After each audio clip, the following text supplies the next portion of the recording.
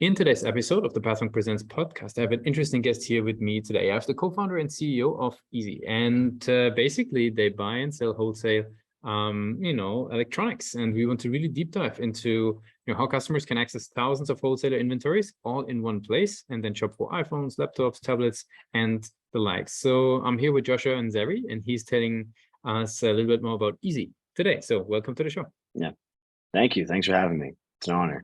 Of course. So maybe give us a quick overview. What's Easy all about in your own words?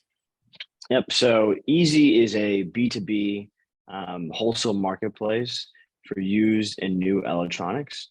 We connect buyers and sellers of these electronics, think like iPhones, iPads, like Lenovo laptops, to each other all over the world. And we facilitate tech infrastructure, fintech, insurance tech, to facilitate trade and make it much easier. Mm-hmm.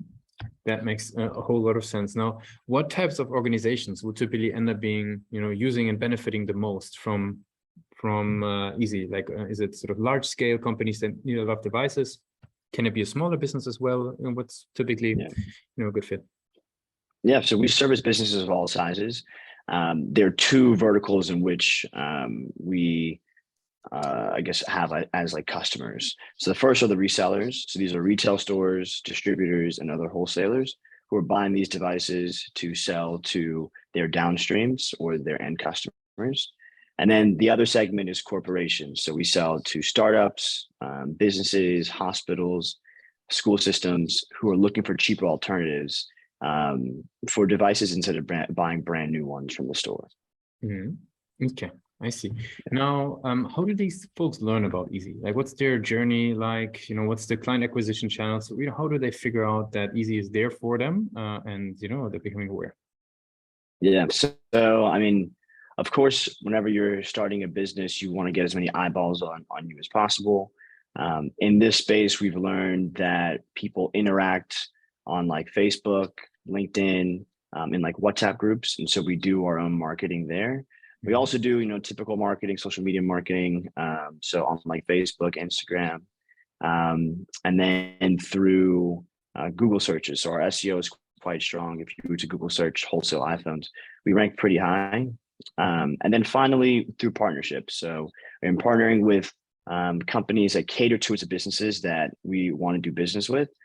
And it's a quick way for us to be introduced to them through, a trusted partner that they're already using. Mm-hmm. That makes a lot of sense. Now, how do you think about the website then? Because I mean, obviously, it's an entry point to your system. On the other side, it's them even just learning on the concept. What role does the website play in their buyer's journey, do you think? Yeah, so I mean, the website it's the whole package. It's everything that a buyer will need to check out and manage their devices from there on. So typically, the way our space works, and the reason why we knew the space was right for disruption was because the majority of players in the space, especially the resellers, they interact primarily on WhatsApp, WeChat, and Telegram. And so that's how they're finding each other. That's where they're doing transactions. They're sending manual spreadsheets, invoices, wire receipts, all through WhatsApp, right? And so the platform for us is a way for, instead of you going on WhatsApp and reaching out to 20 different sellers to see what they have, you go on a platform and it's all aggregated together. You can send a payment through the platform, get the tracking information. Everything is streamlined through the platform, right? So we're taking the experience that people were having on WhatsApp in these like manual ways and streamlining it through the platform and allowing for the distribution of these electronics to be much more efficient and straightforward. I mean, in this type of scenarios, when we got marketers on the show, sometimes the website can take different roles, right? It can take the role of having a direct transaction, but sometimes even in larger scale volume, it's actually more like a lead generation tool. How do you think about that for Easy? So our marketplace is actually anonymous, right? So you have no idea who you're buying from or who you're selling to. So it's not lead generation for us by any means. It's actually, conducting the transaction. So exactly who, or you can go on there and buy, everything that you need all from one place. Very cool. Awesome. Now, let's focus. Now we talked a bit about what you guys are doing. We've focused a little bit about on growth and the channels. Where do you see sort of further growth being driven from in the future? Like what sort of, client acquisition channels and what do you see happening within that space in the next couple of maybe quarters and years? Yeah, so I think resellers already in this market, they understand the value of these used devices as they're really reselling them to their end customers or their downstream vendors. But we see the biggest growth opportunity in moving into like the corporate side of this business, right? Where businesses, hospital systems are able to purchase these devices, but also to resell them themselves, right? So we know that after a school system recycles or upcycles to the latest tech. The iPhone just 14 was announced yesterday. So as these companies upgrade to the newest tech, right, where does their old tech go?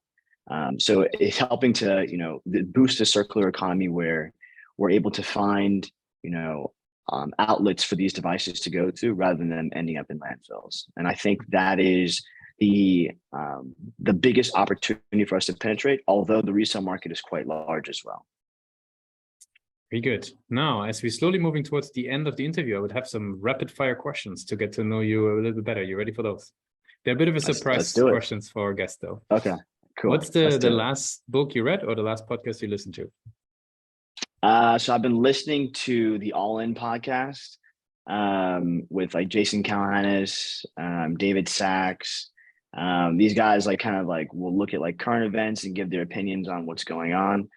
It's a good way to kind of get a perspective, especially from people who interact heavily in tech on the global economy and some of these social things that are happening in the world today. What's one single thing that your company is focused on the most at the moment? We are focused on expanding our product SKU on the platform. And so originally, or when we started off, we really focused on iPhones. And that was a big focus of ours. But now we are adding Samsung devices onto the platform, more tablets, wearables, and other varieties, even accessories. And so we want to have a diverse product catalog on the platform as possible. And for the very last question, right, I would love to do a little bit of time travel with you. And let's go back to the days of maybe you even starting the business, right? So you're starting easy. Yeah. You had some experiences, for example, in the corporate world, but also you were a co-founder before prior. Like, what is the one advice that you would give yourself for that journey? Yeah, so I think even for us, even though we did start businesses like rather young, I always wish I'd started them even younger, right? And so if I could go back and give my 18-year-old self advice, I would say, as long as you are willing to put in the work and are willing to reach out to people who have more experience or do research on the problem you're trying to solve, you can take on any venture that you want, right? I mean, we're seeing it more and more these days. You have like 18, 19-year-old kids who are building businesses and selling them. And it's because they're inquisitive and they're going out and they're doing the work. They're finding the answers. Now, today more than ever, the world is connected through the internet, right? And so if you're looking for an expert in just about any field, you can find them on LinkedIn. And so that's the advice I give to my younger self. Don't be afraid to go out and search for people who can help you, figure out whether this is a good problem for you to focus on, or do the research yourself. Yeah. Josh, thanks a lot for joining Platform Presents today. Thank you. I appreciate it.